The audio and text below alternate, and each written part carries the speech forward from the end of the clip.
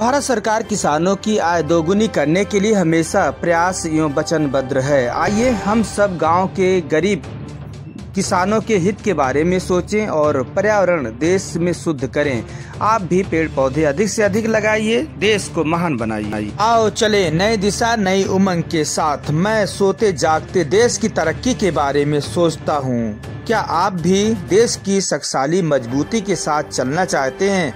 तो आइए देश के फौजियों को नमन सलूट अभिनंदन करते हैं।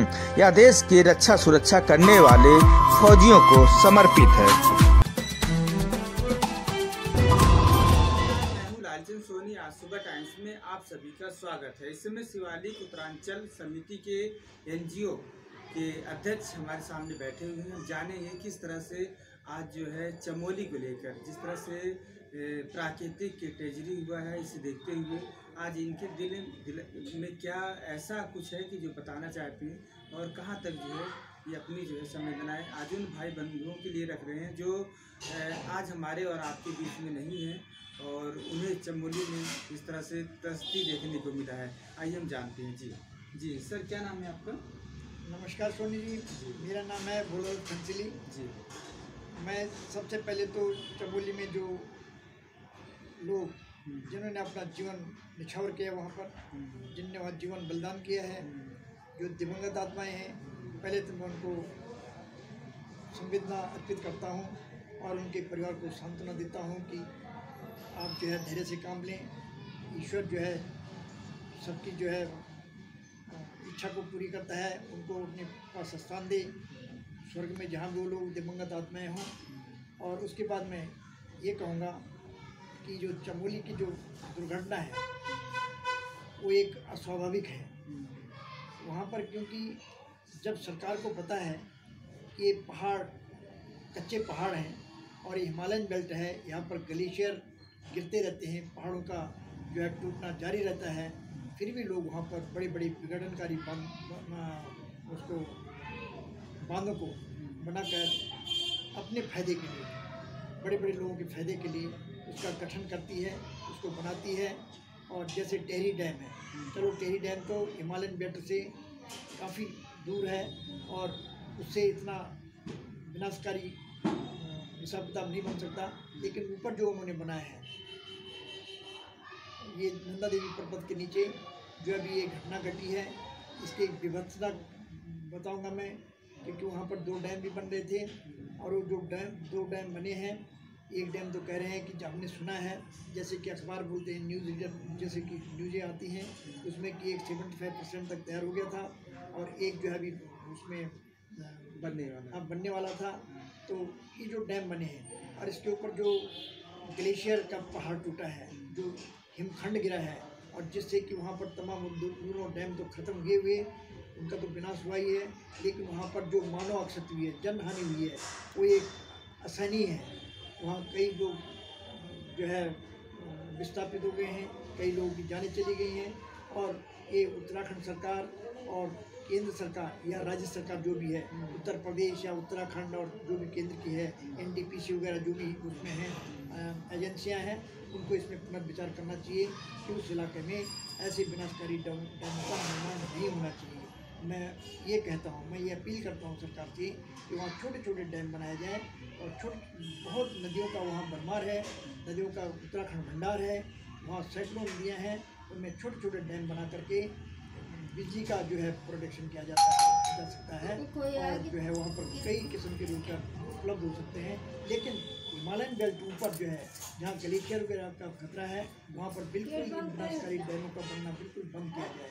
पहले पर्यावरण जो है वो गवर्नमेंट को सचेत कर चुके हैं कि भाई ऐसे डैमों का वहाँ गठन ना हो, ऐसे निर्माण ना हो ऐसे डैमों का, क्योंकि उनको पता था जो है, जो भूगर्भ वैज्ञानिक भी हैं, भूगर्भ वैज्ञानिक, उन्होंने भी सरकार को ये आगाह किया था कि ये विनाशकारी डैम मत बनाओ वहाँ पर, फिर भी गवर्नमेंट ने उनकी मानी और उसका जो है गवर्नमेंट ने जो है निर्माण शुरू कर दिया। अब वहाँ अलार्म लगाने का सिस्टम चल रहा है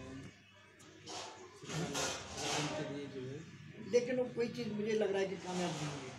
हाँ, क्योंकि अगर इस तरह तस्दी आती है हाँ तो जनता को पता लग जाएगा, क्योंकि वहाँ पर क्या है कि जब डैम बनते हैं तो उसके लिए कई टनलों का निर्माण होता है वो टनल जैसे एक टनल अभी जो है उसमें कई जो है मिलियन टन के हिसाब से उसमें मलबा भर गया, उसमें 35-40 आदमी पीछे टनल में फंस गए, वो निकल नहीं पाए, है ना। गवर्नमेंट जो है उनको निकाल नहीं पाई।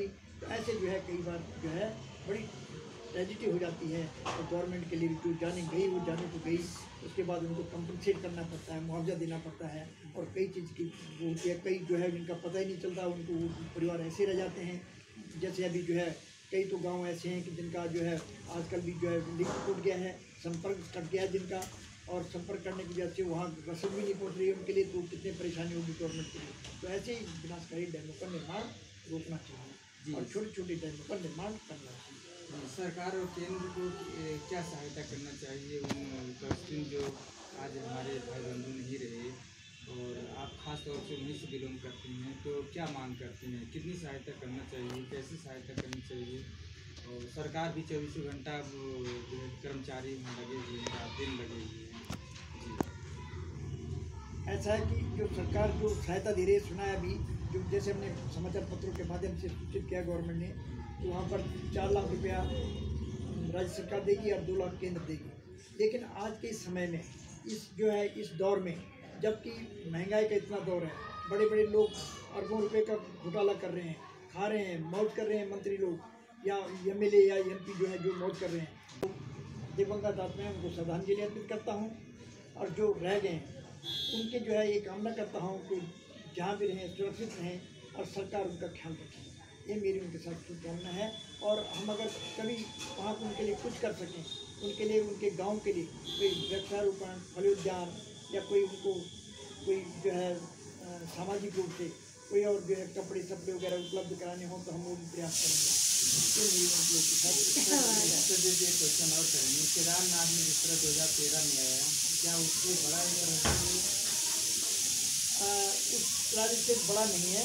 इसमें तो मेरे ख्याल से ऐसा है कि कई लोगों का लापता होना, गवर्नमेंट ने उसमें तो मैं कहूँगा कि गवर्नमेंट की कई लापरवाही हैं उसमें। लेकिन क्या है कि आजकल कोई उजागर नहीं करता। उसमें जो है कि बहुत सारे लोग उसमें गांव के गांव साफ हो गए हैं, बिल्कुल उसमें चले गए हैं, जो है टेरी डैम के अंदर समा गए हैं, कई इधर चले गए हैं, कहीं ना कहीं लापता हो गए हैं लोग। तो ये तो जो है वो बहुत बड़ी त्रासदी थी। ये उससे थोड़ी सी कम है, लेकिन ये भी बहुत बड़ी त्रासदी है, क्योंकि जिस घर का कोई आदमी मर जाता है उसके लिए उससे बड़ी कोई घटना नहीं हो, कोई दुर्घटना नहीं होती उसके लिए। तो ये गवर्नमेंट को इस विषय में अपना विचार करना चाहिए। और लोगों की आर्थिक जो रह गए हैं, जो मर गए हैं, चलो उनका तो क्या कर सकता है कोई, एक दैविक आपदा है। लेकिन जो उनके आश्रित रह गए हैं उनके विषय में उनको खड़ा करने के लिए, उनको जो है सांत्वना देने के लिए उनको आर्थिक पैकेज अच्छा देना चाहिए। ये मेरी गवर्नमेंट से जो है अनुरोध है।